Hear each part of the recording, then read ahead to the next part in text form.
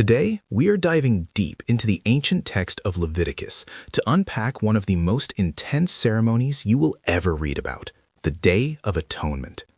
For the high priest, it was a matter of life and death. For the nation, it was their one chance for a total reset.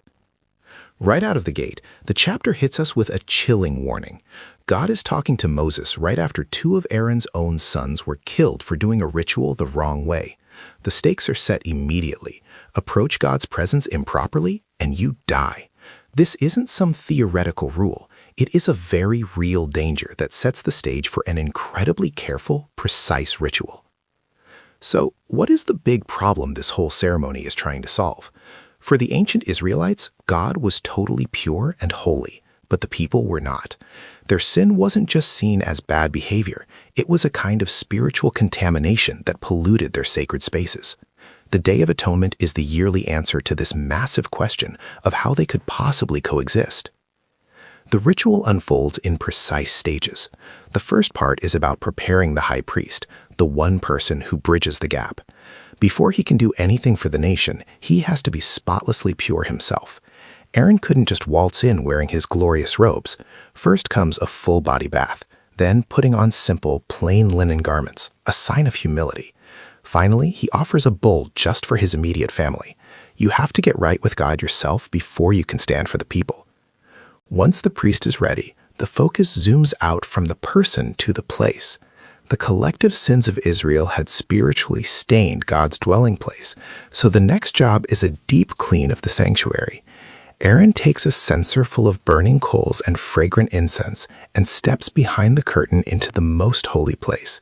He creates a thick cloud of smoke as a literal protective shield, hiding the ark so he doesn't look directly at God's intense presence and die.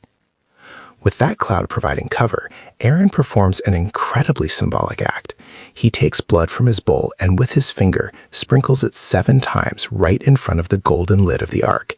In this culture, the number 7 meant perfection and completion.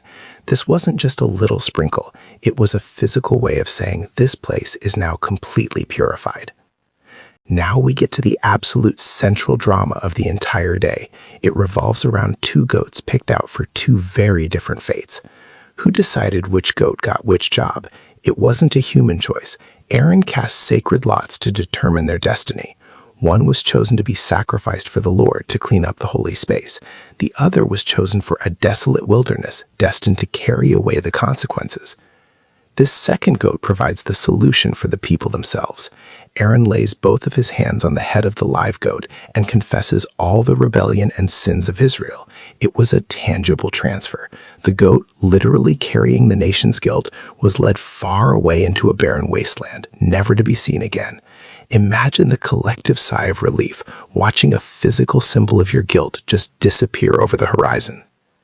This intense ceremony wasn't just a quick fix, it became a permanent annual law. And it wasn't just a show the priests put on. Every single person had to participate. They had to fast, deny themselves, and stop all work. It was a national Sabbath, a day for everyone to reflect and recognize that this fresh start was for all of them. The ghost of this ancient ritual is hiding in a word we use all the time, scapegoat.